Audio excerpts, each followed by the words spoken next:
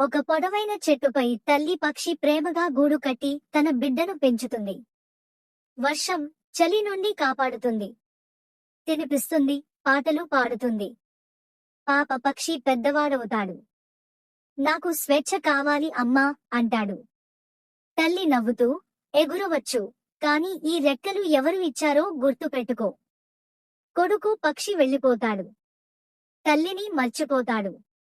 తల్లి ప్రతిరోజు ఆకాశం వైపు చూస్తూ ఎదురు చూస్తుంది. కొడుకు పక్షిపై ఇతర పక్షులు దాడి చేస్తాయి. గాయపడి ఒంటరిగా ఉంటాడు. నన్ను నిజంగా ప్రేమించింది అమ్మ మాత్రమే అనే సత్యం తెలుస్తుంది. గాయాలతో తిరిగి తల్లి దగ్గరకు వస్తాడు. తల్లి ఏమీ ప్రశ్నించకుండా ప్రేమగా అంగీకరిస్తుంది, తినిపిస్తుంది. ఇక నుంచి నిన్ను ఎప్పుడూ మర్చిపోను అమ్మా అంటాడు. తల్లి కొడుకు కలిసి మళ్లీ జీవితం సాగిస్తారు. కొడుక్కి తల్లి ప్రేమ విలువ అర్థమవుతుంది.